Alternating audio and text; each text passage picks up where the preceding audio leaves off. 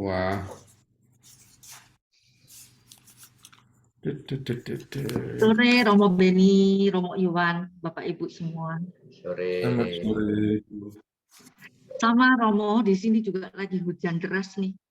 Di mana? Tanya sudah masuk semua, Romo? Silakan. Nanti yang lain pasti bergabung.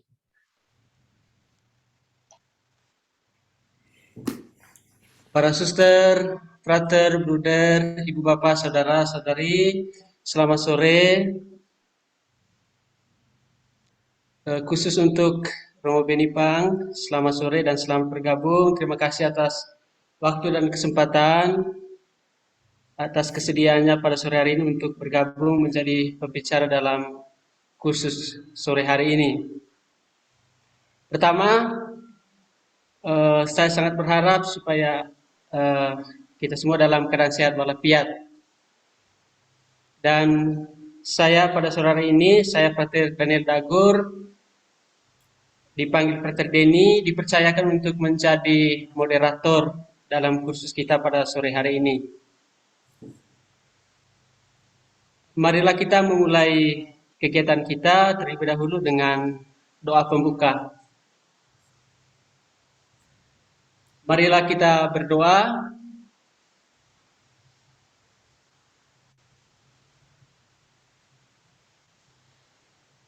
Dalam nama Bapa dan Putra dan Roh Kudus. Amin. Allah Bapa yang Maha Pengasih, kami bersyukur kepadamu atas segala berkat yang kami terima daripadamu hingga saat ini. Terima kasih pula karena Engkau telah mengumpulkan kami dalam ruang virtual ini dalam keadaan sehat guna untuk melanjutkan kursus kami. Hadirlah bersama kami pada kesempatan ini, anugerahkanlah roh kebijaksanaan, roh pencerah kepada kami dan juga kepada Romo yang menjadi narasumber kami dalam pertemuan kami saat ini. Semoga pertemuan ini memampukan kami semakin dicerahkan dan semakin memahami kehendak-Mu bagi diri kami. Berkatilah seluruh rangkaian kegiatan kami pada sore hari ini. Semoga pertemuan ini berjalan dengan lancar sesuai dengan kehendak-Mu. Demi Kristus Tuhan dan pengantara kami. Amin. Amin. Romo, para frater, para suster, ibu bapak, saudara-saudari sekalian, kali ini kita melanjutkan kursus teologi kita untuk mendalami tema umum perempuan dalam gereja Katolik. Pada pertemuan kali ini kita mendalami tema yang sangat menarik, yakni perempuan sebagai pewarta dan pembela kehidupan melalui tubuhnya. Tema ini dibawakan oleh pembicara kita, Romo Beni Pang Okarem. Sebelum saya memberikan waktu seluas-luasnya kepada Romo Beni, izinkanlah saya untuk sedikit memperkenalkan Romo Beni Pang. Nama Romo Dr. Beni Pang Okarem. Romo Beni adalah dosen teologi moral di STT Widya Sasana Malang. Beliau lulus dari Catholic University of America Washington DC dan Pontifical Università San Tommaso Aquino di Roma. Beliau pernah bertugas sebagai konsiliarius Jenderal Ordo Karmel untuk Australia, Oseania, dan Formasio pada tahun 2013 sampai 2019. Saat ini beliau tinggal di Kuria Generalizia di Karmelitia Tani di Roma dan melayani sebagai wakil prior jenderal Ordo Karmel. Beliau menulis buku, ada beberapa buku, menulis artikel ilmiah, menulis beberapa jurnal, baik dalam jurnal dalam luar negeri maupun jurnal di luar negeri, dan juga beberapa di media massa. Itu saja biodata singkat dari Romo Beni Pang. Para peserta sekalian, dinamika pertemuan kita pada sore hari ini seperti biasa, yakni 1 jam presentasi materi dari pembicara. Setelah itu ada sesi diskusi bersama selama 30 menit. Selama diskusi kita bisa bertanya kepada pembicara ataupun memberikan komentar terkait tema pembicaraan kita pada sore hari ini. Para peserta sekalian, saya juga perlu menginformasikan bahwa kursus kita pada sore hari ini disponsori oleh PT Canisius.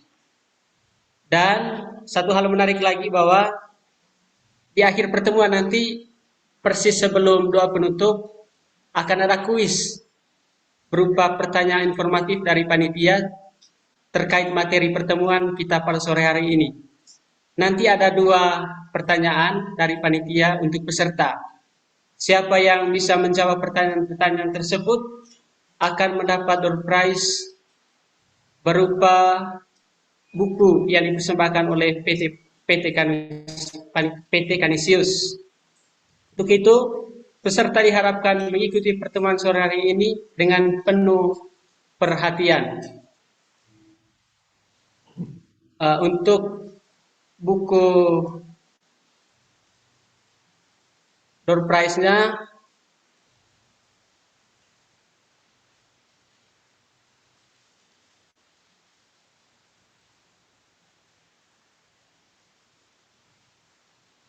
ada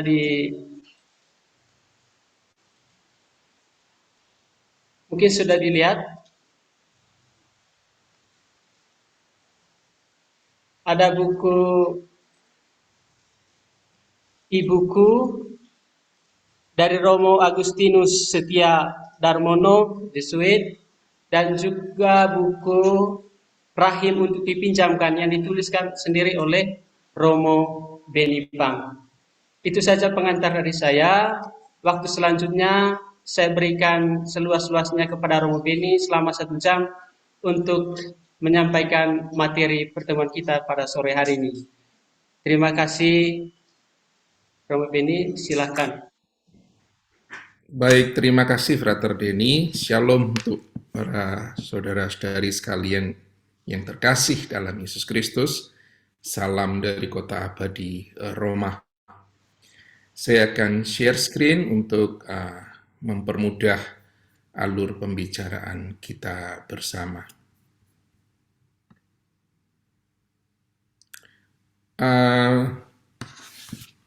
Background-nya pink karena saya ngomong tentang perempuan. Jadi izinkan saya yang selibat berbicara tentang perempuan. Ya. Dari sudut pandang saya, semoga memperkaya semua perjalanan kita, belajar kita bersama. Saya akan fokus pada tentang perempuan, terutama dari teologi tubuh Santo Yohanes Paulus II, harus menambahkan Santo sekarang ya. Perempuan sebagai pewarta dan pembela kehidupan, atau pembela dan pewarta kehidupan. Ya, ada nanti beberapa tokoh yang luar biasa, dan kita semua, terutama Anda perempuan, di sini ada banyak perempuan yang dipanggil untuk ini. Jadi ini baik diketahui oleh siapapun juga, refleksi yang bisa kita lakukan bersama. Jadi alurnya nanti ada, pertama akan saya mulai dengan refleksi biblis, karena ini teologi, tapi karena teologinya adalah teologi moral, maka kita akan menengok ke tempat lain, yaitu informasi biologi apa yang kita dapatkan tentang tubuh wanita yang sangat berharga untuk refleksi kita lagi nanti ya. Lalu ada problematika etis yang akan saya tampilkan secara singkat saja. Saya tidak menanggapi satu persatu problema etisnya, tetapi untuk menunjukkan saja ya.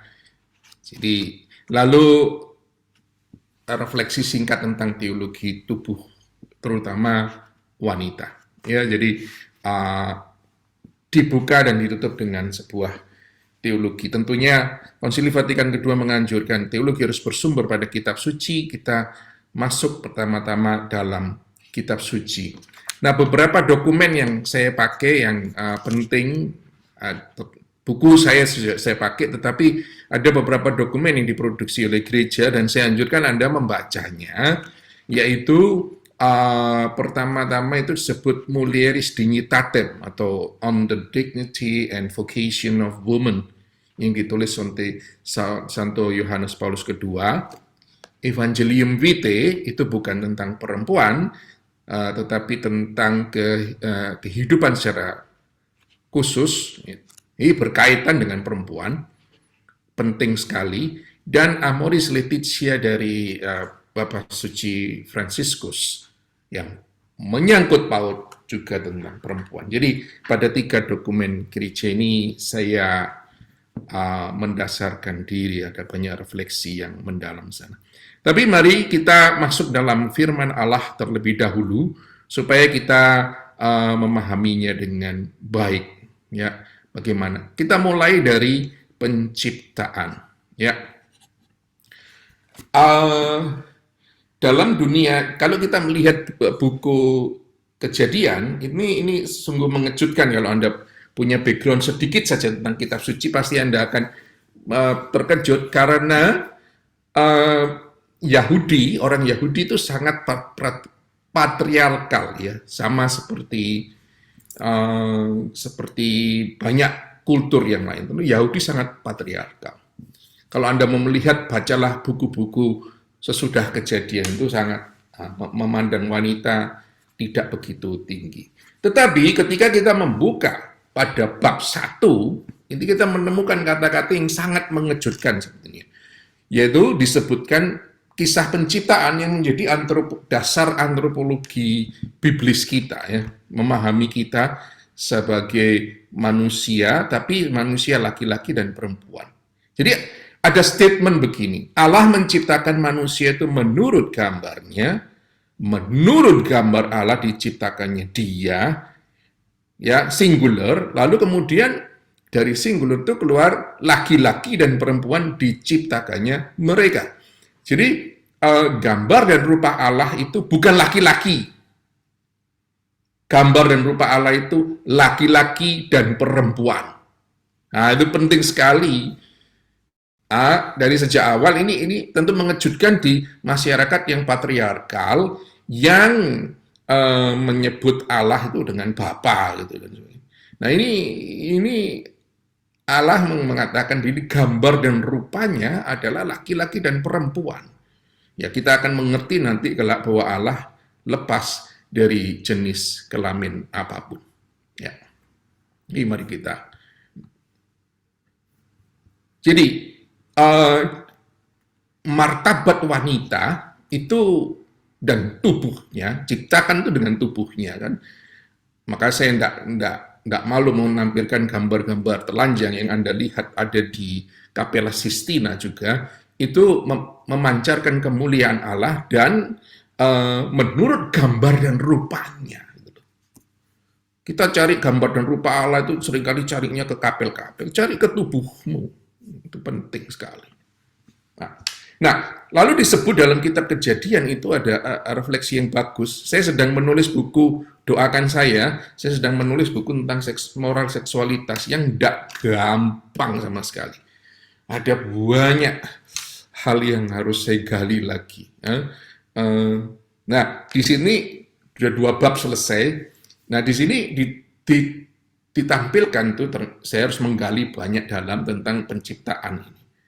Penciptaan ketika terjadi penciptaan wanita, Allah menyebutkan akan kuciptakan seorang penolong yang sepadan dengan laki-laki. Wah. Kalau disebut penolong, apa bedanya dengan pembantu? Di belakang saja pembantu kok. Yang ambil peran kan saya, laki-laki. Anda akan terkejut kalau membacanya dari kata aslinya. Gitu. Jadi, penolong yang sepadan itu disebut dalam bahasa Yunani itu, bahasa Ibrani itu ezer. Jadi penolong yang bagaimana ini disebut di situ sepadan, tetapi ezer itu mengartikan lain. Ezer itu berarti pertolongan dari yang lebih kuat yang sama sekali tidak membutuhkan pertolongan. Wah, kalau kayak gitu kayaknya perempuan lebih kuat dari laki-laki. But itulah kata yang dipakai. Nanti jadi refleksi berikutnya, perempuan ini menjadi pembebas atau penyelamat dari laki-laki. Loh, dari mana? Dari sejak awal penciptaan dipahami begitu. Karena kehadiran perempuan itu membebaskan laki-laki dari kekurangannya. Karena sendiri di tengah makhluk yang tidak sepadan. Ya, satu itu penolong yang kuat sekali. Lalu karena dia mengkonfirmasi si laki-laki ini di tengah makhluk-makhluk lain, di tengah kucing, ulo, macam-macam yang itu ya. Lalu tiba-tiba ada seorang makhluk yang sepadan.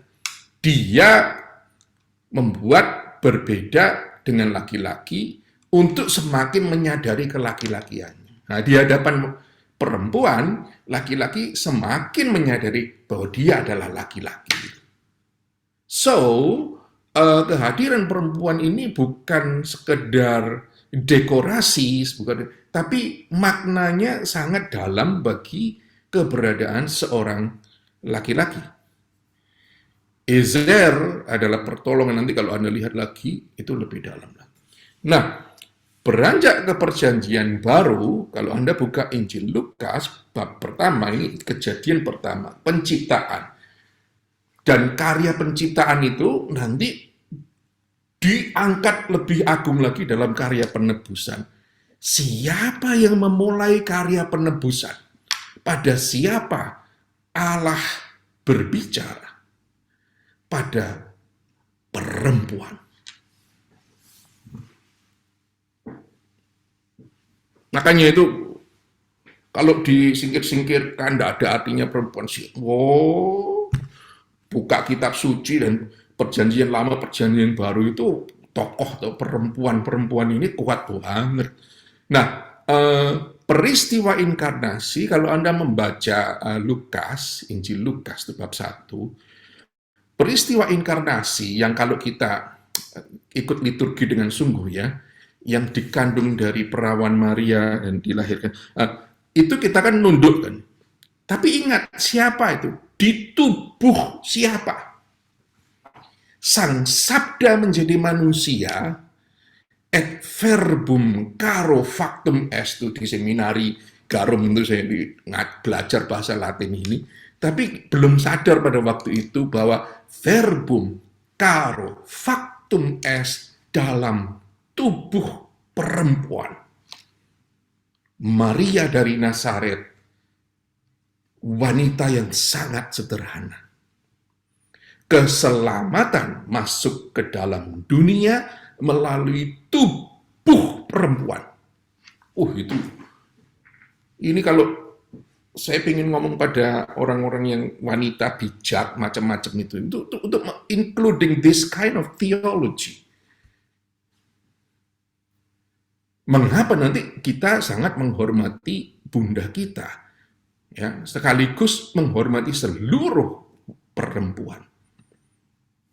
Nah, gambar ini bukan gambar kartun ya. Gambar ini minggu depan saya akan ke sana lagi. Itu ditemukan di Montserrat. Itu tempat Ignatius meletakkan pedangnya di hadapan patung Maria dari kayu hitam. Lihat, Maria sedang hamil, menghibur Hawa yang bawa buah terlarang itu, di kakinya menginjak ular. Nah, ketika kejahatan masuk dan merusakkan rencana Allah sejak awal, Allah membuat suatu perjanjian yang banyak disebut dengan proto-evangelium. Jadi, Injil yang terawal dalam kitab Kejadian. Ya, aku akan mengadakan permusuhan antara engkau dan perempuan ini. antara keturunanmu dan keturunannya. Keturunannya akan meremukkan kepalamu dan engkau akan meremukkan tumitnya. Jadi keturunannya, kalau ngomong tentang keturunan dalam tubuh wanita, ya terjadi di dalam tubuh wanita. Allah memberikan kabar sukacita pertama setelah manusia dalam dosa, jatuh dalam dosa, dengan mengatakan, well, lewat tubuh perempuan, dosa menjalar, but lewat tubuh perempuan, keselamatan masuk dalam dunia. Itu keren sekali. Saya merefleksikan ini dalam sekali ya. Anda harus. Nah, lalu terbukti pada malam Natal, ya, pada gembala, kabar malaikat surgawi sendiri mengatakan demikian. Ya, makanya teks-teks ini harus direnungkan dengan mendalam. Jangan takut, sebab sesungguhnya aku memberitakan kepadamu kesukaan besar untuk seluruh bangsa. Hari ini telah lahir bagimu juru selamat, yaitu Kristus Tuhan di kota Daud. Dan inilah tandanya bagimu. Kamu akan menjumpai seorang bayi dibungkus dengan lampin dan terbaring dalam palungan. Tidak ada kata perempuannya di situ. Tapi dari mana bayi itu berasal? Dari mana bayi itu mengambil hidup? Dari tubuh wanita. Siapa yang menggendong bayi itu? Wanita, perempuan. Ada banyak refleksi lagi tentang Maria, tapi next time. Refleksi biologis ini, lalu kemudian berkembang nanti, ya, menjadi pada Konsili Efesus 431 gelar pertama kepada Maria diberikan. Ya, gelar itu adalah Theotokos. Apa artinya Theotokos? Nanti diterjemahkan dalam bahasa Latin, nggak suka saya. Terjemahnya Mater Dei. Memperluas maknanya tetapi tidak mendalamkan. Dari gambarnya ini kelihatan Theotokosnya. Artinya apa? Sang pembawa Allah. Maria dengan tubuh wanitanya, dia membawa Allah. Dia membawa Allah kepada siapa? Kepada dunia. Ya, maka nanti banyak patung Maria itu dengan Yesus. Itu bukan dekorasi kok. Yesus cute dan sebagainya. No, itu dalam maknanya. Hey, lewat tubuh perempuan ini saya memberikan. This is Jesus for you. Ini keselamatan bagi engkau. Ya, lalu Yohanes Paulus mencatat ini. Peristiwa ini mengarah pada titik balik sejarah manusia di dunia yang dipahami sebagai sejarah keselamatan. Sangatlah penting bahwa Paulus tidak menyebut Bunda Kristus dengan nama dirinya, yaitu Maria, tetapi menyebutnya dengan perempuan. Ini sesuai dengan kata-kata yang disebutkan tadi dalam kitab Kejadian, Proto-Evangelium.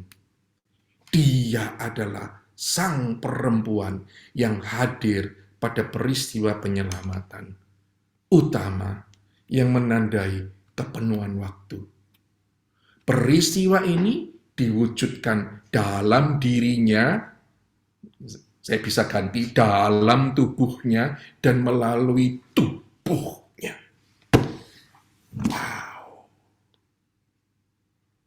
Nanti saya kontraskan dengan apa yang menjadi problematika tubuh perempuan di dunia ini.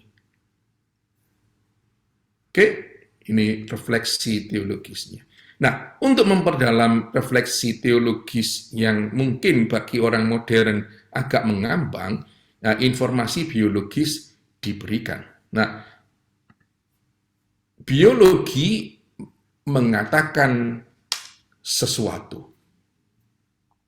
Ya, ini statement yang sangat penting, saudara sekalian. Nanti sekarang nih masuk kekacauan gender, pakai bahasa gender itu saya paling tidak suka sekali. Saya bisa menjelaskan karena ada penolakan pada seks. Jadi biologi sudah tidak dianggap lagi. Nah, saya memberi statement gini aja. Biologi adalah ilmu tentang kehidupan. Ini scientific, ini bukan perkara suka atau tidak suka. Nah, saya katakan, teologi memberikan refleksi yang begitu mendalam, biologi memberikan informasi yang detail, yang indah sekali. Biologi memberikan kita informasi berharga sekali bahwa tubuh kita atau tubuh perempuan adalah sebuah kesatuan yang holistik dan harmonis atas berbagai bagiannya. Ya, bahkan ada ahli biologi yang mengatakan we have to say now, kalau kamu memandangnya dengan iman, bukan biologi tapi biologos, Allah yang berbicara lewat hidup. Nah, ini nanti saya menunjukkan bahwa Allah berbicara tentang fenomena biologis. What happened in the woman's body? Apa yang terjadi dalam tubuh wanita? Terutama dengan kaitannya dengan kehidupan. Apa yang kita refleksikan tadi. Ya, ini bagian dari disertasi saya. Jadi kalau saya lancar ngomongnya, saya kok ngerti, Romo, saya sudah banyak tanya sama dokter, bukan hanya dokter, tetapi juga banyak pada ahli biologi dan genetics, ya, genetics. Tubuh perempuan adalah palungan kehidupan manusia. Every woman. Kalau Maria khusus karena yang dikandung adalah putra Allah. Tapi tubuh perempuan adalah palungan kehidupan manusia. How come? Mengapa? Let's see. Di mana fertilisasi terjadi? Teman saya yang PhD dalam microbiology, dia seorang imam, tapi ngajar biologi, tapi dia dapat PhD-nya. Dia menulis gini, fertilization is a paradigmatic shift, jadi perubahan paradigmatik dari sel ke organisme. Jadi, saudara sekalian, keajaiban kehidupan terjadi dalam tubuh perempuan. Laki-laki gak punya itu.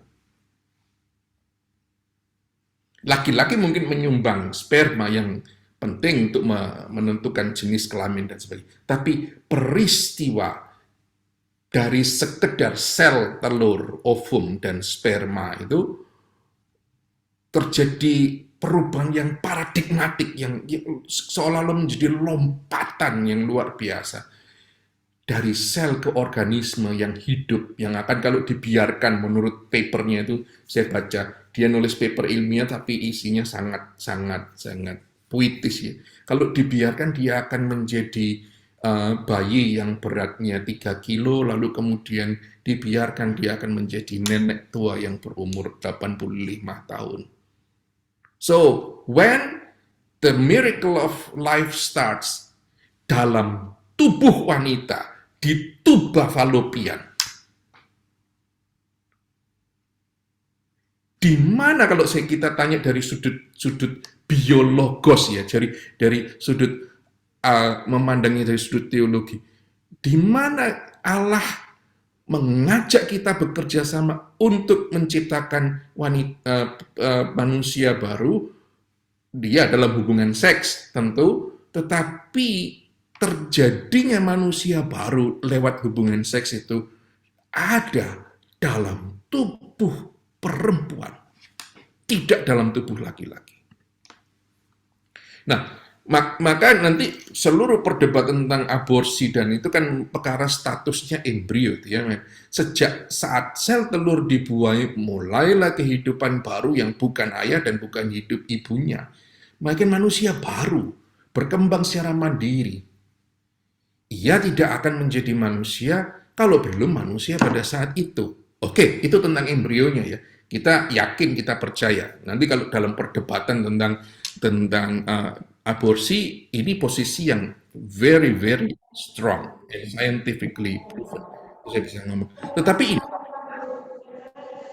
dalam dokumennya dari Pontifical Academy for Life tahun 2006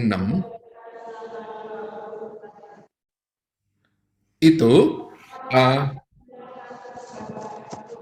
bolehkah itu suaranya di off kan? Oke, thank you. Jadi dari Pontifical Academy for Life tahun 2006 tentang the human embryo in its pre-implantation phase, saya ngublek-ngublek ini karena saya kepingin tahu what happened after the fertilization. So, kalau Anda lihat gambarnya, ini seluruh sex organ dari wanita ya, ada ovarium, ada vagina, ada tuba fallopian, dan terpenting adalah rahim. So, what happened setelah terjadi fertilisasi di sini ini? Nah, dalam perjalanan ini, wah itu baca itu sampai merinding saya. Ini terjadi gini, dia menjadi, yang nulis ini saintis ya, ini bukan orang buka kitab suci nulis gini, tapi saintis, ini dari laboratory, dia ngomongnya gini. Dalam perjalanan di tuba fallopian menuju ke rahim, itu terjadi interaksi intens dan kompleks antara ibu dan embrio. Seolah-olah ada komunikasi, relasi ibu dan anak yang dimulai pada saat fertilisasi berlanjut terus sepanjang waktu seluruh kehamilan. Dan thanks to the communication in the level biochemistry, hormonal dan imunologis, embrio ini memancarkan sinyal tertentu, tubuh ibu menanggapi dengan hormon-hormon tertentu yang membelai dia, bahkan yang disebut villi, yaitu semacam bulu-bulu kecil yang ada di dalam tuba fallopian, yang besarnya itu katanya seorang dokter tuh hanya seperti sejarum ya. Itu membelai embrio, memberikan kehidupan sampai dia nanti masuk dalam tempat yang dalam tanda petik bisa berbahaya, yaitu rahim untuk implantasi. Dan relasi itu menandai ingatan akan kontak biologis antara mereka berdua. Di mana ini? Dalam tubuh ibu. Oke, kita lanjut. Apa yang terjadi dalam implantasi? Nah, kayaknya gambar ini membingungkan orang yang nggak belajar biologi. Ya, tapi saya membayangkan manusia yang masih dalam bentuk sel masih rapuh itu dipelihara oleh ibu, dan ibu tidak menyadarinya loh. Makanya perlu disadarkan ini. Ini terjadi sebelum engkau sadar engkau hamil. Ya, ini jalan terus dan masuk ke dalam rahim. Di rahim, ibu si kayak embrio itu kayaknya mengetuk-ketuk. Ma, izinkan aku masuk di sini, kalau enggak sistem imunitas tubuh ibu akan menolak dia. Lalu ibu menanggapi dengan ya, lalu permukaan rahim lalu seolah-olah merangkul si embrio itu untuk masuk dalam mereka, lalu bersatu dengan tubuh ibu. What a beautiful thing happened in the body of a woman. Wow. Saya ketika menggarap disertasi itu sampai melongo-melongo yang melihat betapa indahnya ini. So, kemudian terjadi perubahan, yang ini kalau sudah sadar ya, kalau sudah implantasi sadar, terus dia mulai merasa sesuatu. Nah, bisa diperiksa nanti pakai tetapi itu sudah terjadi. Ya, lalu rahim ya seorgan yang hanya sebesar buah pir terbalik itu mengembang sekian kali lipat. Ya, saya lihat-lihat di beberapa buku biologi itu diberikan analogi. Pada 3 bulan pertama itu 4 bulan pertama itu sebesar buah pir, lalu kemudian mengembang sebesar pepaya dan kemudian mengembang sebesar semangka. Dan ibu menanggung ini selama 9 bulan 10 hari. Ada banyak ibu-ibu di sini yang jauh lebih tahu daripada saya karena Anda mengalami semuanya itu. Betapa nggak enak kadang-kadang dan betapa Anda harus share sesuatu dengan anak yang Anda kandung. Dan kalau sudah tua itu kan, kalau ceritanya mama saya tidurnya nggak enak, harus miring, harus apa, nggak bisa nafas, sesek ini itu, belum lagi kalau dijendul-jendul sama bayinya, perutnya jedul-jedul gitu. Bayangkan, wong yang cowok-cowok ini kembung aja bingung, nah ini wanita tuh melembung sampai gitu gede nih. Makanya itu saya kurang ajar sama mamanya itu, kurang ajar.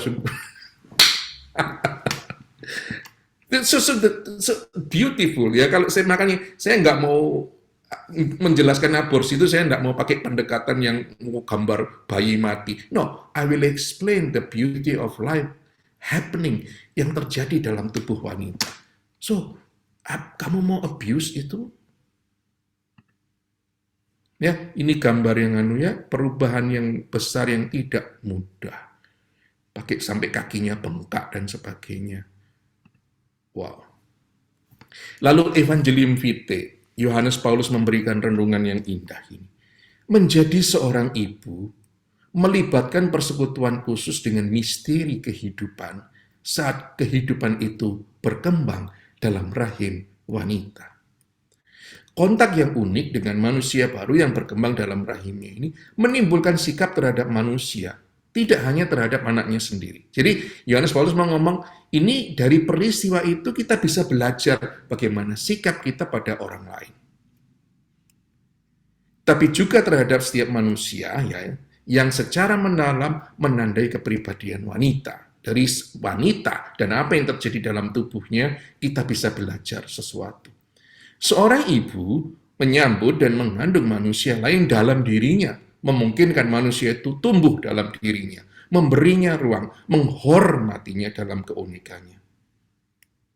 Perempuan pertama-tama belajar ya dari tubuhnya sendiri dan kemudian mengajarkan kepada orang lain bahwa hubungan manusiawi adalah otentik, adalah sejati jika mereka terbuka untuk menerima orang lain. Seorang yang diakui dan dicintai karena martabat yang berasal dari seorang pribadi, bukan dari kesehatan, kegunaan, kekuatan, kecerdasan, kecantikan. Belajar dari mana kita menerima orang lain? Dari ibu, dari perempuan. Inilah sumbangan mendasar yang diharapkan gereja dan umat manusia dari perempuan. Dan inilah prasyarat yang diperlukan untuk perubahan budaya yang otentik. Kalau mau merubah budaya, belajarlah dari tubuh perempuan. Wah.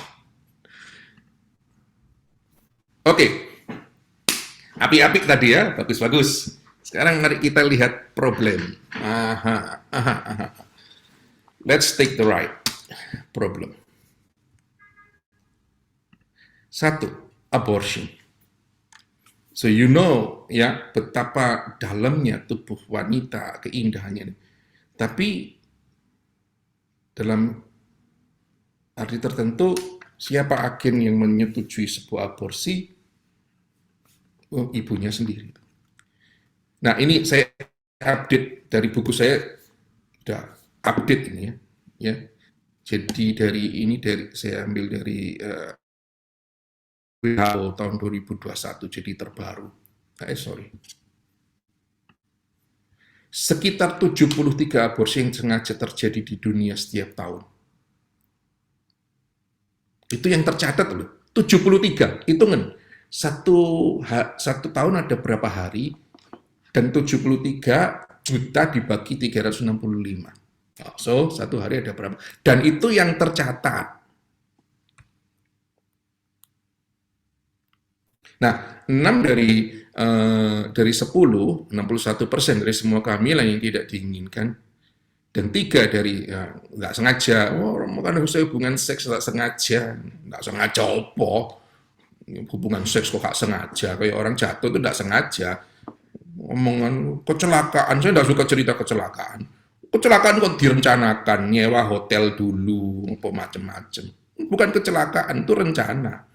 Nah, dan 3 dari 10 dari semua kehamilan berakhir dengan aborsi yang disengaja. Jadi abortus provokatus ya, bukan yang keguguran. 45% itu aborsi tidak aman, dan 97% dari itu terjadi di negara yang berkembang. Jadi aborsi ini bukan hanya mengancam tubuh, membunuh seorang manusia, tetapi juga mengancam tubuh ibu karena tidak aman, bisa bleeding, bisa mati orang. Ibu Teresa melihat lebih dalam lagi. Dia mengatakan gini, kalau kita ngomong tentang keadilan, kedamaian dan sebagainya, stop talking about peace, dia katakan ini. Jangan berbicara tentang damai jika engkau masih menyerang tempat yang teraman di dunia, yaitu rahim ibu. Aborsi telah menjadi perusak kedamaian terbesar, karena aborsi menghancurkan 2 kehidupan anak, dan lebih-lebih tubuh juga hati nurani ibu. Dan Ibu Teresa mengajak juga, mari kita berterima kasih pada orang tua karena menginginkan kita, mencintai kita, karena memberi kita sukacita hidup. Anda tak ternilai harganya bagi Allah sendiri. Nah, ibu-ibu yang sudah setia ini. Inseminasi artifisial. Ya, dapat bank sperma, macam-macam itu loh. Ya, saya nggak jelaskan itu. Lihat sini. Kalau Anda punya Netflix, lihat Our Father. Saya lihat judulnya ini, wah kok keren ya.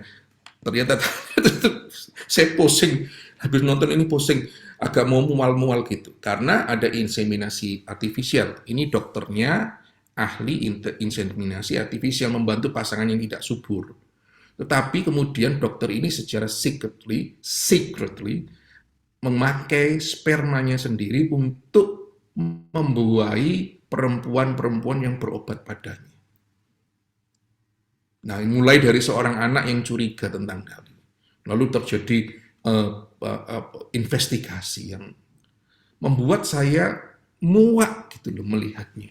Dan dokternya merasa, I'm fine, I'm okay. Bahkan karena Kristen Evangelicals ya, ini didukung oleh firman Allah. Oh my God. Berapa hidup yang dia hancurkan. Jadi ada 50 lebih pasien, jadi 50 anak dia. Sudah punya anaknya 50. Gila enggak itu? I'm sorry to say, ketika saya menulis buku ini, saya minta beberapa orang saintis yang Katolik, beberapa dari mereka mundur karena saya memberikan fakta-fakta kayak gini. Loh, kok tersinggung? Ya apa sih? Katolik loh. Ya sudah, enggak mau memberi ya sudah saya cari orang lain. Disiwak, itu bahasa Surabayanya, saya disiwak sama orang-orang ini. Nah, in vitro fertilization ini menjadi pintu gerbang banyaknya masalah-masalah lain dalam bioetika. Terjadi tanpa hubungan seks, mentalitas produksi. Artinya, Anda baca buku ini, Anda akan tahu bahwa ada 10 embrio yang dihasilkan, lalu kalau dimasukkan 3, kalau kelebihan sudah jadi manusia itu ditarik lagi, namanya embryo reduction. Lalu kalau embrio sisa gimana, dibekukan, nasib mereka gimana. Bahkan ada heroism of embryo rescue. Ini saya tertarik, sekarang susternya sudah lulus doktoral atau master, saya tidak tahu. Ada seorang suster yang cantik sekali, Korean American. Waktu saya diminta ngajar sebentar di Angelicum oleh dosen saya ngajar 2 minggu saya ngajar. kelasnya tentang ini. Lalu susternya datang pada saya, oh, Father, are you teaching bioethics? Yes. Saya, oh yes. Lalu dia mengatakan, can I do embryo rescue? Oh, tahu. Saya shock. Dia tanya gini, saya bisa melakukan penyelamatan embrio. You know what does it mean? Ya, karena orang Amerika ya, dia tahu. Cantik susternya. Lalu dia mengatakan, embryo rescue artinya saya mengambil embrio-embrio yang dari klinik-klinik aborsi yang dibukukan itu, saya hamil saja. Lalu saya tanya, tapi kamu suster? Well, lihat, saya tidak akan menolak kaul kemurnian saya, kalau saya tidak berhubungan seks. Untung saya belajar moral, tak jawab gini, sisters, the end doesn't justify the means. Artinya, tujuan yang baik tidak boleh menghalalkan segala macam cara. Your purpose, tujuanmu baik, tetapi kamu tidak boleh menghalalkan cara itu. Yang berhak embryo rescue adalah ibunya sendiri. So, ini bukan, dan ada ahli IVF, bukan ada, banyak ahli Katolik.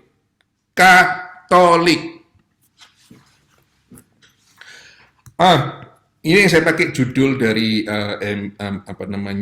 buku saya, yaitu Rahim untuk Dipinjamkan, yaitu surogasi. Artinya, pakailah tubuhku untuk hamil, kamu bayar sesuatu, lalu kemudian go on with your life. Pinjam rahim.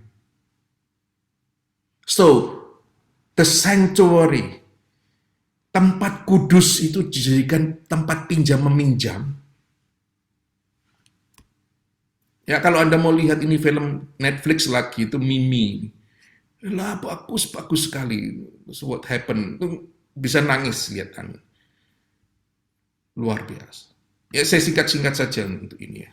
Ya, dengan adanya surogasi, ya, lalu terjadi dekonstruksi makna menjadi orang tua. Sekarang orang tuanya siapa? Anaknya dilahirkan siapa? Katakanlah gini, saya beri contoh ekstrim. Ada pasangan gay. Nggak bisa hamil toh karena gay. Kan ya? Lalu kemudian menyewa seorang India lah katanya. Wanita India. Dari mana spermanya? Nggak bisa dari dua-duanya. Dari salah satu. Ya kan? Katakan dari salah satu. Berarti ada orang tua, sekarang ada tiga macam orang tua. Yang gay yang tidak memberi sperma itu orang tua legal berdasarkan hukum. Yang gay memberi sperma adalah orang tua biologis. Nah, ovumnya dari mana? Bisa dari si wanita itu, bisa dari wanita lain yang dia pilih. Katakanlah bukan dari wanita itu. Tapi wanita ini, tadi seperti lihat ya, embrio itu masuk dalam tubuhnya dan mengambil hidup dari tubuh wanita. So, menjadi orang tua gestasional, orang tua yang mengandung. Siapa yang berhak menjadi orang tuanya? Tiga-tiganya. So, are you going to mau melahirkan anak dalam situasi begini? Sangat-sangat tidak adil. Tubuh dijadikan komoditas, dan ada problem yang disebut tadi itu. Dan ini yang problem yang buat saya pusing dalam menulis buku para saudara sekalian, yaitu problem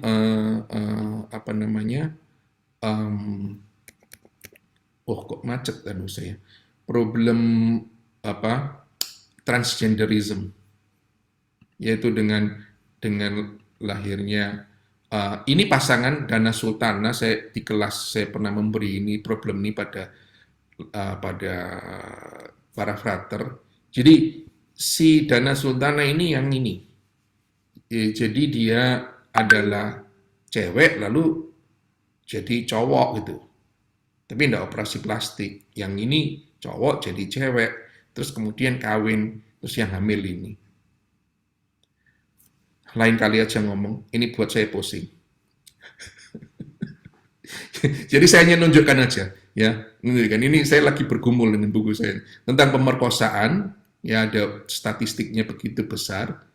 35% wanita pernah mengalami pelecehan seksual, dan kemudian perkosaan yang jarang disebutkan, dan pemerkosanya itu 97% pemerkosa itu bebas karena wanitanya selain nggak mau ngomong. So traumatic. Pornografi yang menjual tubuh baik pria maupun wanita itu hanya just a click away, hanya sejauh klik Anda bisa lihat, dan ini gigantic business ya. Tahun 2021 saya perkirakan 1 billion, 1 miliar dolar. Kalau mau jadi kaya, jadilah bintang porno. Tapi you are selling the body. Di mana Allah memancarkan kemuliaannya. Jadi pornografi itu mempengaruhi brain. Nanti kalau kita diskusi tentang pornografi, tapi mempengaruhi hati dan mempengaruhi dunia. Karena bisa merusak otak. Itu the new drugs. Belum perdagangan manusia, ya saya katakan para saudara sekalian, yang 3 elemen ini pelecehan terjadi, ada sexual exploitation, forced labor, debt bondage, macam-macam ini, semuanya korbannya siapa? Korbannya kalau tidak anak-anak, ya perempuan. Baik, ada 15 menit lagi. Jadi, kita sudah lihat, saya katakan sepintas ya, hanya untuk menunjukkan pada Anda ada problema etis yang cukup masif, besar, melawan kemuliaan Allah yang terpancar, terutama dari tubuh perempuan. So what should we do? Sedikit refleksi saya berteologi. What should we do dalam level personal, juga nanti dalam level sosial. Pertama-tama sebagai gereja. Ini Amoris Laetitia yang banyak dikritik oleh orang-orang yang nggak tahu, terutama anak-anak muda Indonesia yang sok tradisionalis. Mengkritik tapi nggak pernah baca. Nah itu repot tuh. Ya, jadi Paus ini menawarkan gereja yang kembali ke gereja Yesus Kristus. Dia ngomong gini, ada 2 cara berpikir yang berulang sepanjang sejarah gereja. Menyingkirkan atau menerima kembali. Oh, kamu sudah dosa. Aborsi itu dosa. Perceraian itu dosa. Ini dosa, ini dosa, ini dosa. Ngomong dosa itu gampang. Tapi sebagai gereja itu loh, terus kamu ngapain gitu loh. Nggak melakukan apa-apa, buat statement saja. Ngapain ngirim makanan kalau buat statement saja? The church must do something. Di level paroki juga harus do something. Cara gereja sejak zaman konsili Yerusalem selalu menjadi jalan Yesus.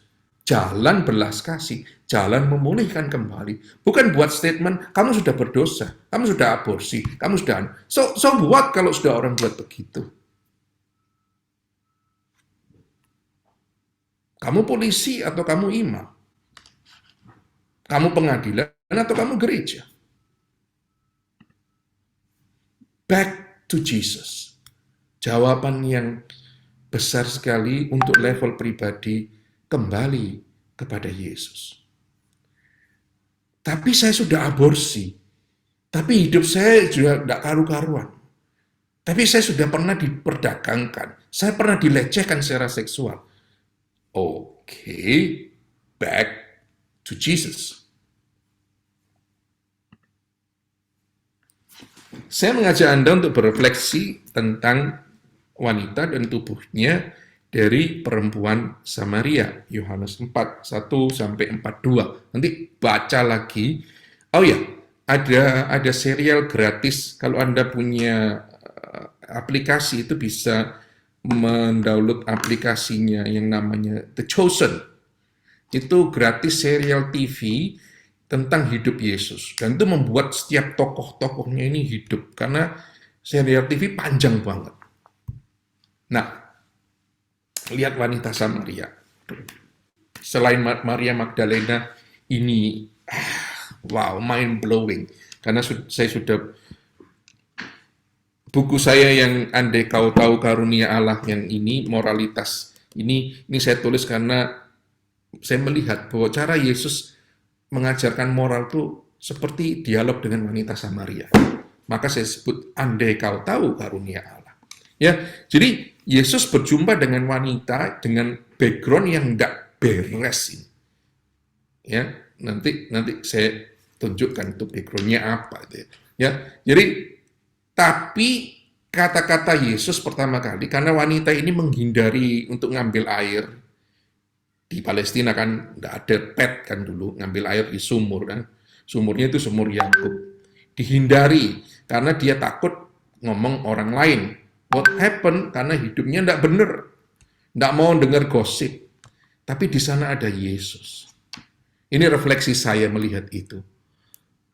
Tempat di mana engkau menghindari orang lain, tempat engkau menyembunyikan diri, Yesus ada di sana. Yesus menunggumu. Yesus tidak menolak.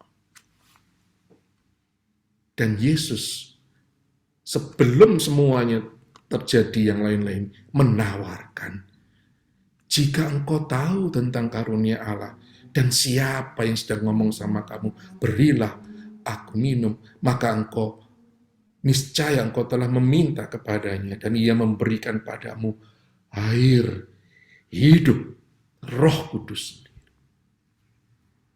Lalu ada dialog lagi. Nanti lihat itu di Chosen, itu dialognya bagus. Sinis wanita itu. Nah, terus kemudian akhirnya dia ada air hidup. Kayaknya menarik itu. Bolehkah aku? Lalu Yesus ngomongnya gini, "Oke, I'll give you the living water. Panggillah suamimu." Lalu dia, "Suami? Loh, aku enggak punya suami." Ya, jawaban itu. Terus Yesus menukik lebih dalam lagi dan revealing the sins. Ya, kalau kamu mau disembuhkan, ya harus tahu penyakitmu apa. Dan Yesus mengatakan, "Yes, kamu tidak punya suami, sebab engkau sudah mempunyai 5 suami yang sekarang ada padamu, bukanlah suami. Kamu hidup sama 5 laki-laki yang bukan suami." Saya bilang ini, Yesus sedang ngomong dengan tante girang. But He's offering the living water. Wow. Lain ya dengan gambaran gereja sekarang. Makanya Paulus menggambarkan kayak Yesus lah. Dia mengubah perempuan ini menjadi pewarta sabdanya. Yesus memperlakukan perempuan Samaria itu dalam Amoris Laetitia itu demikian. Dia berbicara kepada perempuan itu tentang keinginan akan cinta sejati. Apa yang kamu cari dengan 5 laki-laki itu? Jiwamu sedang makan yang bukan makanannya, makanya kamu keracunan. Itu untuk membebaskan dia dari kegelapan dan membawanya kepada kepenuhan sukacita Injil.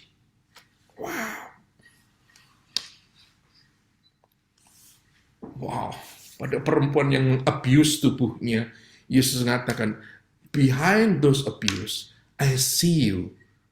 Aku melihatmu sebagai gambar Allah.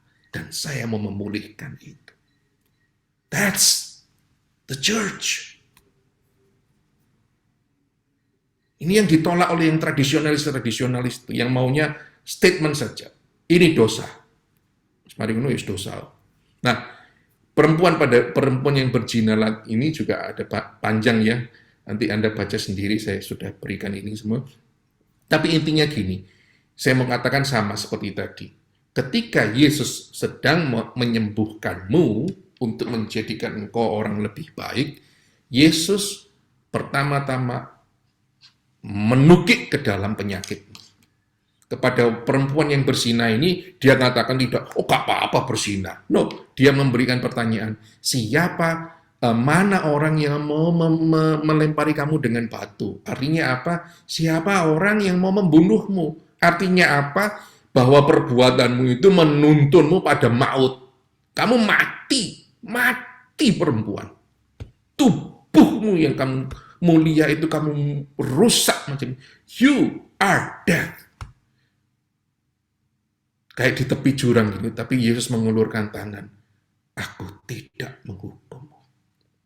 Pergi dan jangan berbuat dosa lagi. Betapa sukacita Injil yang yang dialami oleh perempuan ini. Itu yang mau dikatakan oleh Bapak Suci pada gereja kita.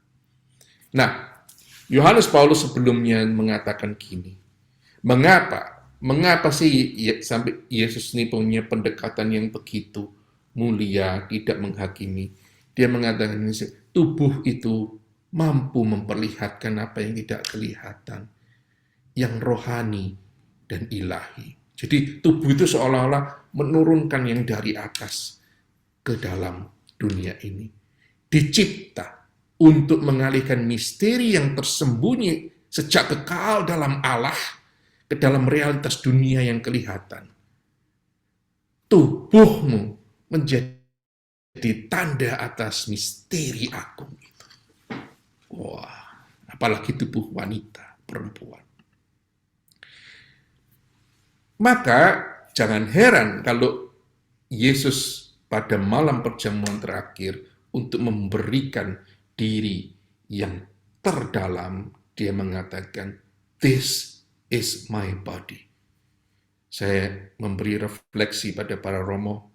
Para romo ingat, kita mengatakan ini, mengulang ini setiap hari. Apa artinya bagi kita? Apakah kita involve our own body yang diberikan pada gereja? Jadi, menurut teologi tubuh ini, lawan dari cinta bukanlah benci, lawan dari cinta adalah memakai. Kalau saya mencintai, saya memberikan diri. Tapi kalau saya tidak mencintai, saya memakai tubuhmu dalam pornografi, dalam hubungan seks, dalam macam-macam yang lain untuk kepuasanku. Merampas. Gereja bertanggung jawab untuk membantu melalui pedagogi ilahi, rahmat ilahi dalam hidup mereka, sehingga mereka, umat yang sedang mengalami kekacauan dengan tubuhnya, banyak wanita yang mengalami ini, bisa mencapai kepenuhan rencana Allah. Sesuatu yang menurut Paus selalu mungkin oleh kuasa Roh Kudus. Nah, sebagai penutup saya mau bacakan apa yang ditulis oleh Yohanes Paulus tentang orang wanita yang sudah melakukan aborsi. Sekarang saya ingin menyampaikan sepatah kata khusus pada wanita yang telah melakukan aborsi, ya, ini dalam Evangelium Vitae. Gereja menyadari, ya, banyak faktor yang mungkin telah mempengaruhi keputusan Anda. Dan dia tidak meragukan bahwa dalam banyak kasus itu adalah keputusan yang menyakitkan bahkan menghancurkanmu. Luka di hati Anda belum sembuh, mungkin belum sembuh. Tentu saja apa yang terjadi adalah salah dan tetap sangat salah. Nah, ini gereja tidak mengatakan nggak apa-apa, salah. Tapi jangan menyerah pada keputusasaan dan jangan kehilangan harapan. Cobalah untuk memahami dari apa yang terjadi dan hadapi dengan jujur. Jika Anda belum melakukannya, serahkan diri Anda dengan kerendahan hati dan kepercayaan untuk bertobat. Bapa yang penuh belas kasih siap memberi pengampuan dan damai-Nya dalam sakramen rekonsiliasi. Kepada Bapa yang sama dan belas kasihannya, Anda dapat dengan harapan yang pasti mempercayakan anakmu yang sudah kamu bunuh itu.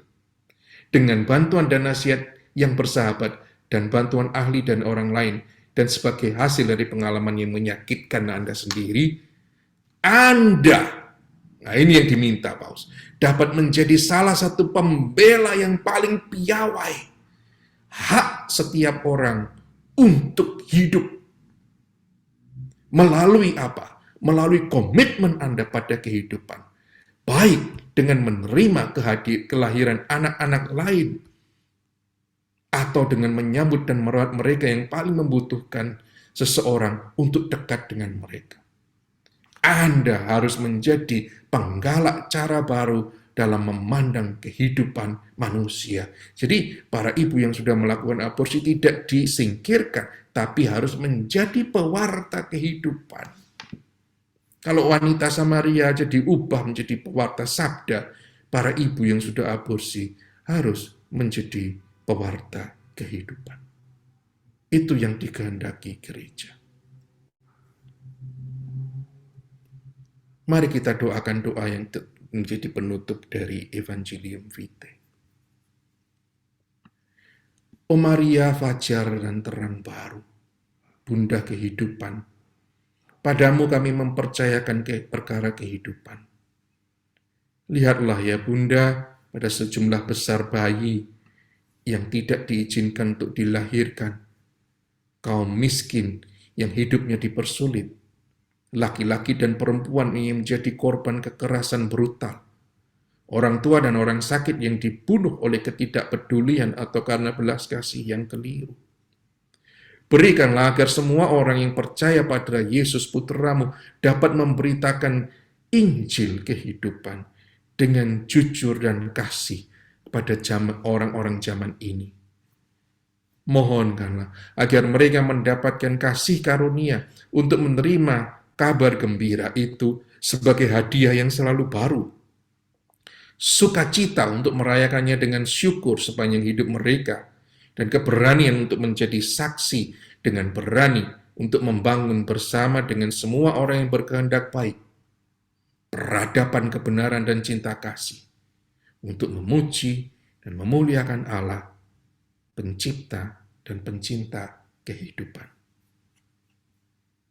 Sebagai penutup, saya mengucapkan terima kasih pada Anda mungkin di sini, para wanita, para perempuan perawan muda yang menjaga kemurnian diri Anda.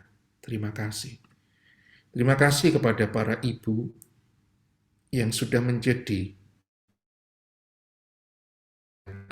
palungan kehidupan. Dan terima kasih kepada para suster yang berani memberikan diri di tengah dunia dan masalah seksualitas yang masif ini. Mari kita saling mendoakan. Amin. Terima kasih banyak kepada Romo Benipang yang telah memaparkan materi yang sangat mendalam untuk kita semua. Kalau boleh saya rangkum, Romo Beni telah mengantar kita pada 4 poin utama berkaitan dengan perempuan sebagai pewarta dan pembela kehidupan melalui tubuhnya. Pada poin pertama, Romo Beni melihat apa sih peran tubuh perempuan berdasarkan refleksi biblis. Dalam Perjanjian Lama, Romo Beni menekankan bahwa gambaran rupa Allah itu laki-laki dan perempuan. Perempuan sebagai penolong yang sepadan, bahkan yang kuat bagi laki-laki. Perempuan memiliki peran yang sangat penting. Dalam Perjanjian Baru, Romo Beni kaitkan dengan misteri inkarnasi. Di situ bagaimana peran tubuh perempuan untuk menghadirkan keselamatan ke dunia. Dan kemudian Romo Beni menjelaskan kepada kita informasi biologis berkaitan dengan peran tubuh perempuan. Dan di sana Romo Beni sudah menjelaskan sangat luar biasa bagaimana peran tubuh perempuan untuk melahirkan, untuk dalam proses proses pertumbuhan kehidupan itu sendiri. Dan kemudian pada poin berikut, Romo Beni memaparkan kepada kita bagaimana problematik etis berkaitan dengan tubuh perempuan. Dewasa ini begitu banyak tindakan seperti aborsi, inseminasi artifisial, transgenderisme, pemerkosaan, pornografi, perdagangan manusia, itu bagian dari melawan kemuliaan Allah itu, yaitu melawan tubuh perempuan. Lalu bagaimana tanggapan gereja berkaitan dengan problematika di sini? Dan Romo Beni menekankan bahwa kita perlu kembali kepada Yesus. Gereja membuka, gereja hadir sebagai agen belas kasih. Belajar dari perempuan Samaria dan perempuan yang kedapatan berzina. Kita belajar dari Yesus yang merangkul, yang menerima kembali. Seperti yang dikatakan oleh Paus Fransiskus sendiri bahwa dalam dokumennya Amore Laetitia mengatakan bahwa yang dikatakan oleh ini tadi, mereka inilah yang kemudian menjadi agen dalam menghormati, menjaga keutuhan tubuh perempuan. Terima kasih kepada Romo Beni atas materi yang sangat mendalam. Dan untuk para peserta sekalian, waktu selanjutnya selama 30 menit kita lanjutkan dengan diskusi. Untuk diskusi ini saya bagi dua termin. Yang pertama, pertanyaan informatif, dan kemudian nanti pertanyaan diskusi. Bagi yang mau bertanya, silakan raise hand atau bisa juga lewat kolom chat. Nanti setiap pertanyaan langsung dijawab oleh narasumber kita, Romo Beni. Saya beri kesempatan pertama untuk Ibu Clara de Anom. Silakan, Bu. Terima kasih kepada Romo Beni khususnya atas paparan yang menarik, ya, apresiasi tentang perempuan. Untuk regenerasi Romo, barangkali bisa memberikan tips kepada para pasangan, termasuk kami yang sudah melewati nyaris 50 tahun perkawinan. Beda kodrat, beda misi, bagaimana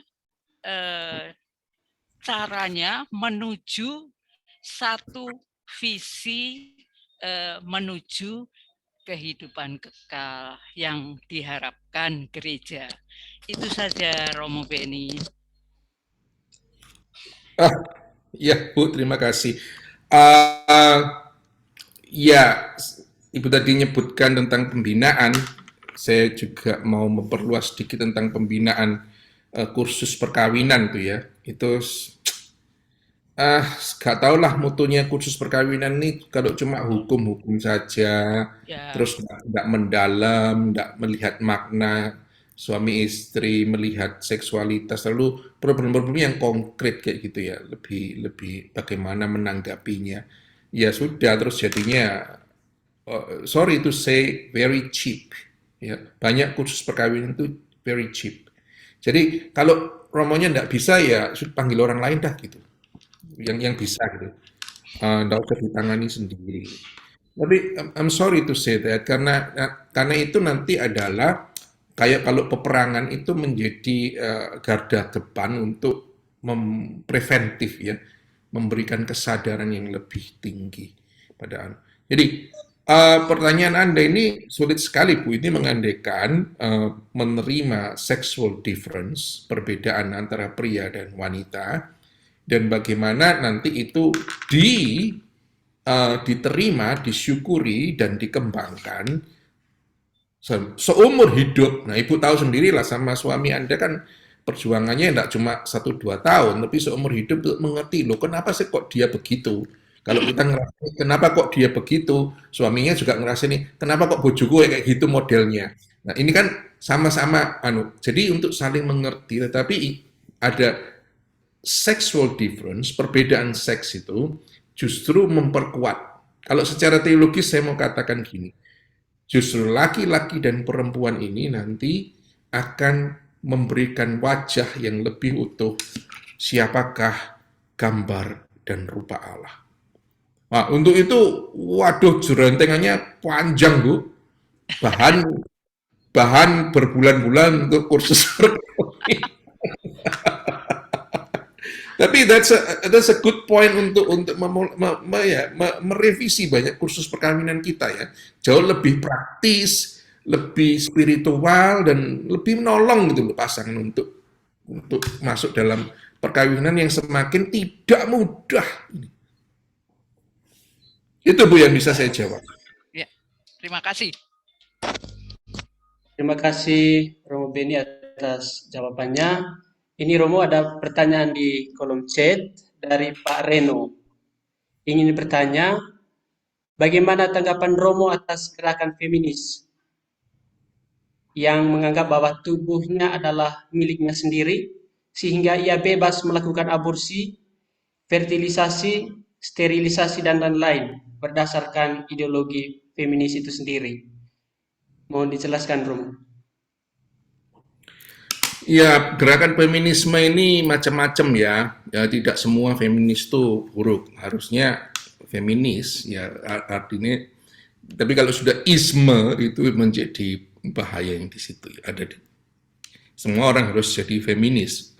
Gereja yang mewarisi budaya patriarkal itu harus menjadi feminis. Ya, harus melihat bahwa wanita ini punya peranan yang luar biasa, dan itu sudah dimulai oleh Bapak Suci. Makanya pada orang-orang yang gak suka itu, makanya gak suka dengan Bapak Suci, karena masukkan misalnya tentang pemilihan untuk uskup gitu ya. Dulu kan uskup-uskup dimasukkan wanita, sekarang tahu rasa itu.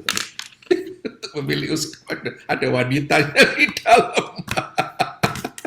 Rame nih. Jadi kalau dekat Vatikan itu banyak informasinya, jadi kita tahu dengan cepat.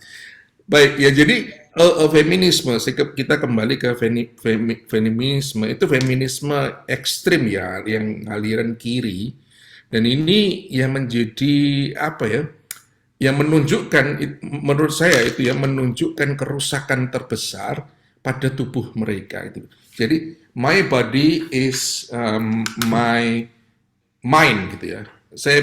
Lalu karena ini mind, saya berhak melakukan apa saja pada tubuhku. No, your body is not yours gitu ya pertama. Logiknya kan keliru.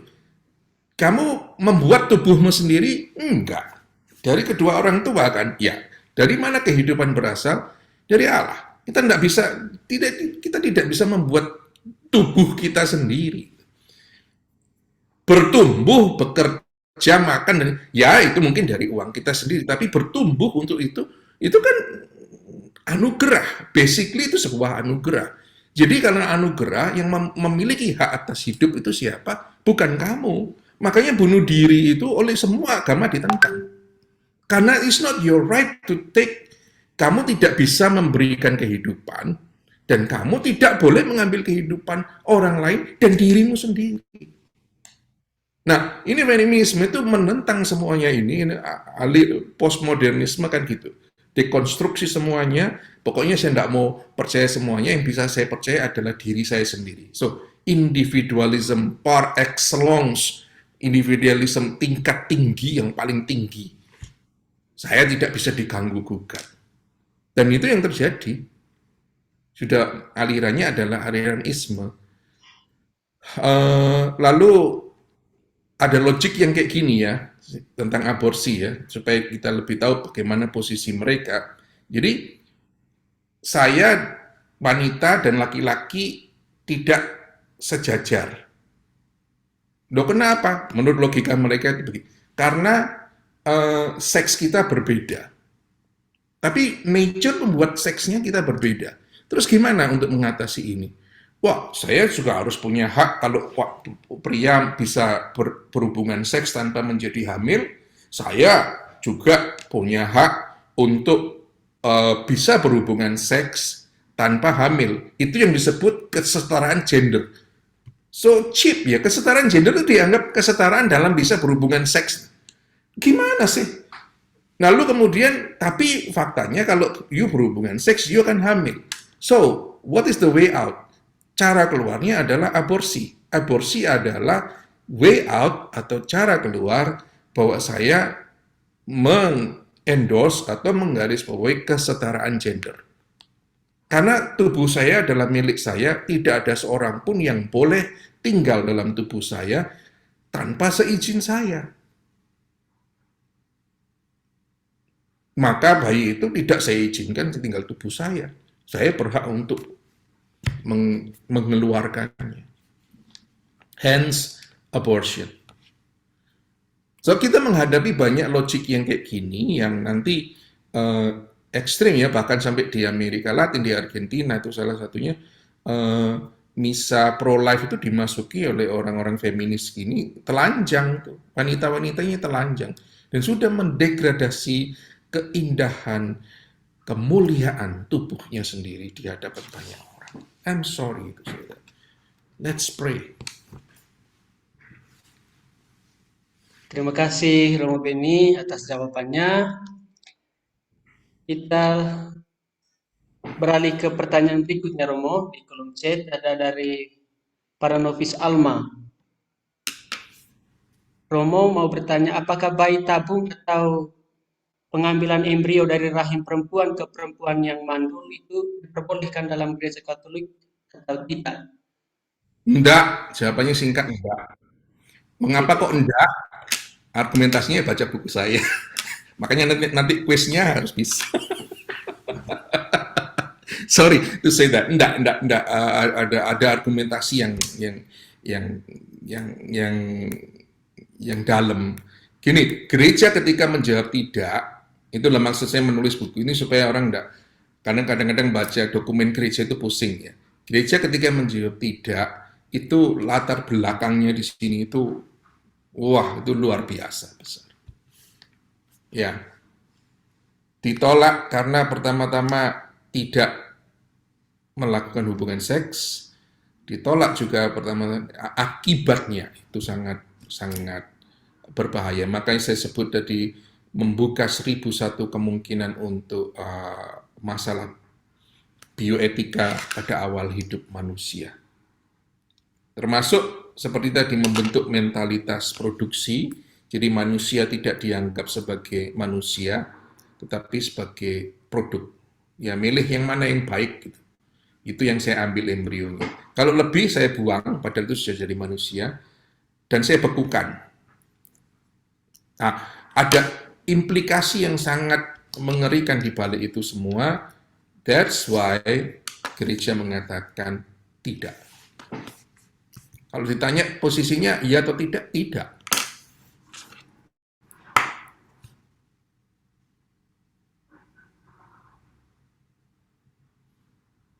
Terima kasih. Iya, terima kasih. Baik, terima kasih Romo dan Suster Alma yang telah bertanya. Ini pertanyaan lain Romo dari Ibu Rosa Wirani.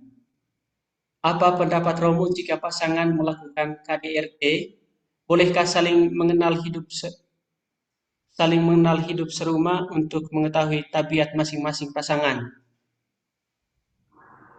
Wah, nggak jelas nih pertanyaannya. Misalnya pasangan KDRT saling hidup serumah itu maksudnya apa? Mungkin bisa Ibu Rosa Wirani bisa langsung bertanya. Iya, Mo, akhir-akhir ini kan banyak sekali pasangan yang istilahnya baru setahun, tahu-tahu ternyata suaminya KDRT.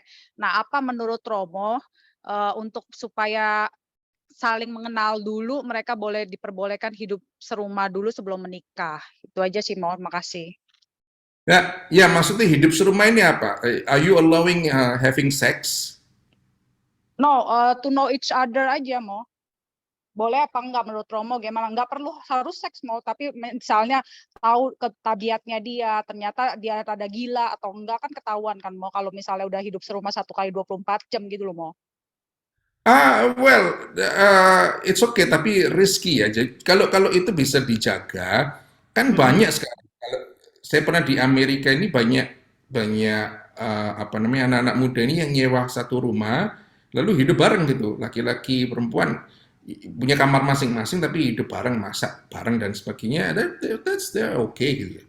Kalau untuk tujuan itu sih is fine. Makanya pacaran agak lama itu pentingnya untuk mengenal masing-masing karakternya ya. Itu yang jadi jangan cepat-cepat kawin sebelum pacaran dalam waktu yang cukup gitu. Itu ya. Jadi well it's okay asal tidak mengandaikan hubungan seks. Karena di Amerika itu kan saya nggak mau nikah, kita hidup bareng-bareng saja. Just in case kita satu waktu nggak cocok. That's a very bad logic. And I don't think kita menyetujui itu semua. Ya, jadi kalau untuk hidup bersama ya you tahu batasnya ada di situ, why not? Terima kasih Romo atas jawabannya. Kita masih punya waktu untuk diskusi. Silakan yang mau bertanya bisa ketik di kolom chat atau bisa bertanya langsung. Dan ini dari Ibu Ellen. Dari beberapa kasus yang Ibu Ellen dengar, ada kecenderungan perempuan yang memegang teguh iman Katoliknya mentolerir KDRT yang dilakukan pasangannya sebagai bentuk kesetiaan yang sesuai dengan ajaran Gereja Katolik, walaupun merisikokan dirinya atau tubuhnya. Apa yang dapat dilakukan gereja? Sekian Romo. Pertama, apa yang dapat dilakukan perempuan itu sendiri, Ellen ya. Jadi kita harus memperkuat perempuan-perempuan untuk tahu bahwa jangan sampai ketidakadilan itu dibungkus dengan istilah religius. Dan itu Indonesia itu kalau sudah kayak gitu tuh langsung luluh hatinya. No. Injustice is injustice. Masalahnya sering nasihatnya para pastor kan seperti itu juga, Rom. Sabar, terima, terus doakan begitu. Gak bisa, jangan cuma didoakan, enak terus doakan. Ya harus perempuannya diajari stand up for the right. No, tubuh ini karena dasar teologisnya dalam sekali. Well, my body is the image of God. Kamu bisa melihat the image of God.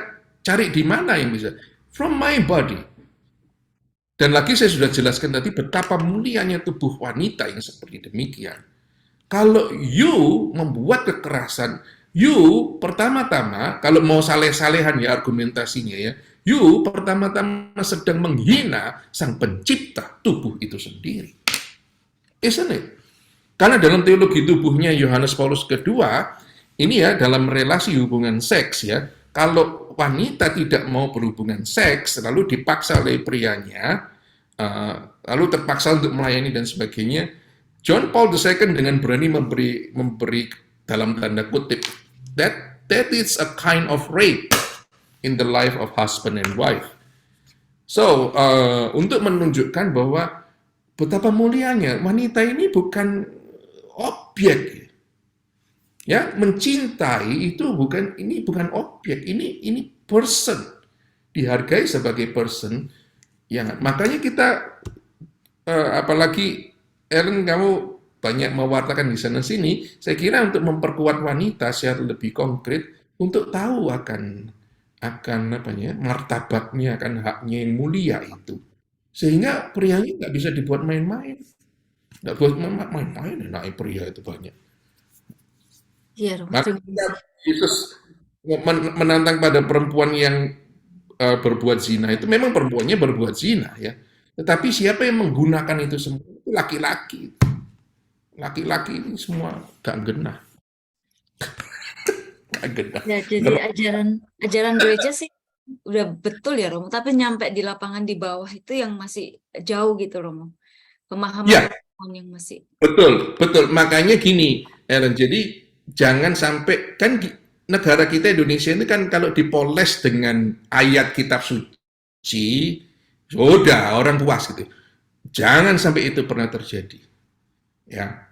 Karena ada ayat kitab suci yang lain yang saya sampaikan tadi. Ya, kalau kita mau mendalami teologi. Makanya that kind of theology yang mestinya Anda bisa wartakan. Ya, terima kasih Romo. Ya, oke. Thank you.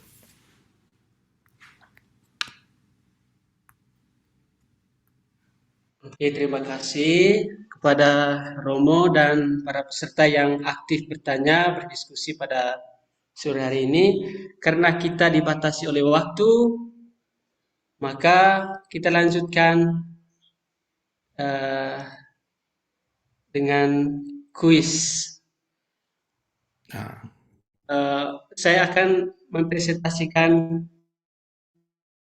buku yang akan menjadi buku door prize kita sore hari ini. Bagi siapa yang bisa menjawab pertanyaan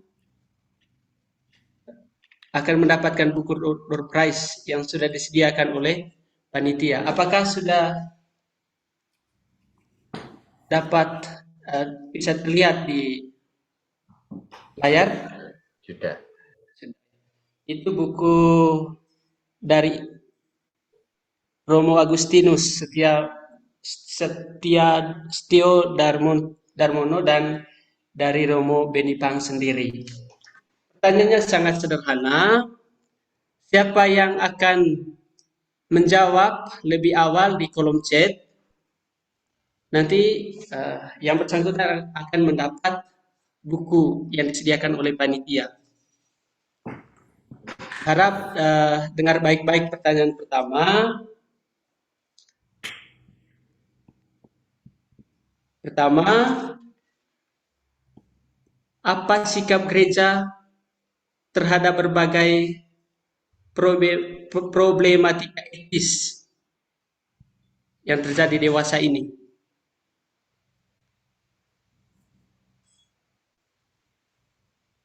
Romo sudah menjelaskan tadi dengan berkaca pada dokumen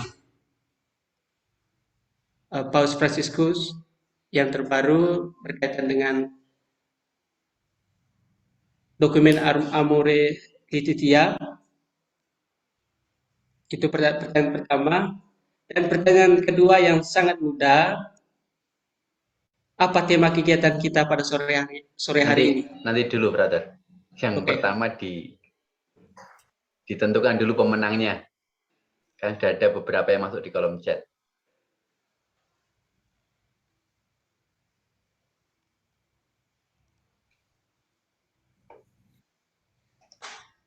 Oke, yang pertama dari novisiat SJMJ, jawabannya benar, yakni Back to Jesus. Yang berhak untuk mendapat buku door prize-nya yakni Suster SJMJ.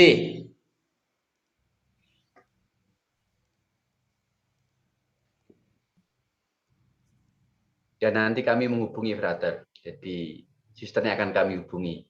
Iya. Sekarang pertanyaan kedua boleh diajukan, brother. Pertanyaan kedua sudah dijawab ya.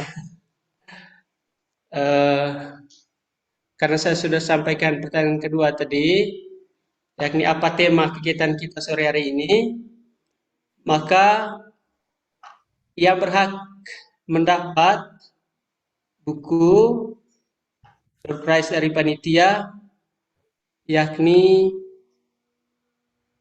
Suster Hakar Jakarta, perempuan sebagai pewarta dan pembela kehidupan melalui tubuhnya. Oke, sekian